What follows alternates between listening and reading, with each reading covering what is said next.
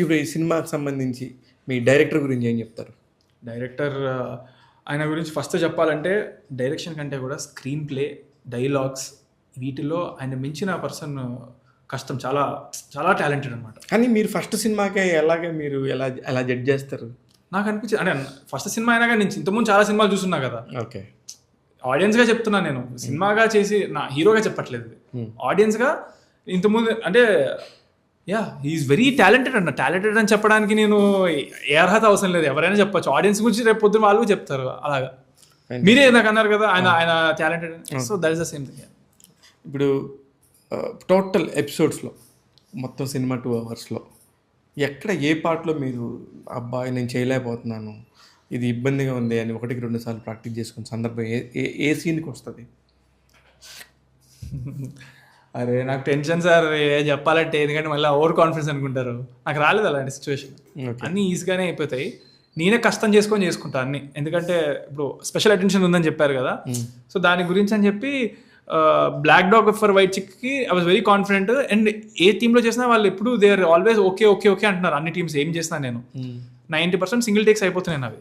కాకపోతే నాకు నేను కష్టంగా చేసుకొని ఇంకోటి చేస్తా అని చేస్తా. కాకపోతే అలా చేయడానికి నాకు ఇప్పుడు ఆ ఫ్రీడమ్ కూడా లేదు. ఎందుకంటే మావన్నీ పెద్ద బడ్జెట్లు కాదు కదా, టైం ఉండదు. నాదేమో కొంచెం పర్ఫెక్షనిస్ట్ మెంటాలిటీ.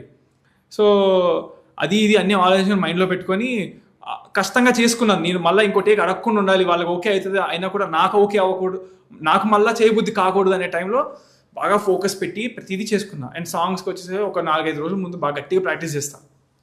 సో అలా నాకు నేను కష్టంగా చేసుకున్నాను, బట్ నాకు అన్నీ ఈజీగానే అయినాయి. ఫ్యాంటాస్టిక్ అమ్మా. మొత్తానికి ఈ అక్టోబర్ 4వ తారీఖున ప్రేక్షకుల ముందుకు వస్తున్నాం. ఇంకా చాలా టైం ఉంది, ఇప్పటికీ నిద్రపోవట్లేదు అంటున్నావు. నిద్రపో, హ్యాపీగా నువ్వు కష్టానికి తగ్గ ప్రతిఫలం రావచ్చు. ఇవి ఒక్కటే కాదు, ఇంకా నీకు చాలా భవిష్యత్తు కూడా ఉండింది. అన్నీ ఇప్పుడు ప్రతిదాన్ని కూడా బ్యాలెన్స్ చేసుకుంటూ ఇప్పుడు చాలా బ్యాలెన్స్డ్గా మాట్లాడుతున్నావు. ఫ్యూచర్లో ఇంకా పెద్దగా మీ ఫాదర్ ఎంత నీట్గా మాట్లాడతారు. వేరేగా ఇది ఒక బాధ్యతగా చెప్తున్నాను తప్ప తప్పుగా తీసుకోవద్దు. All the very best Chandrahas. ఇక నుంచి నువ్వు యాటిట్యూడ్ స్టార్ కాకుండా ఇంకొక స్టార్ లాగా ఏదన్నా పేరు తెచ్చుకోవాలని నేను కోరుకుంటున్నాను. ఎందుకు సార్, గుడ్ యాటిట్యూడ్ ఉంటుంది, బ్యాడ్ యాటిట్యూడ్ ఉంటుంది. యాటిట్యూడ్ మనం తీసుకునే దాన్ని బట్టి ఉంటుంది. Okay, attitude is not necessarily bad thing.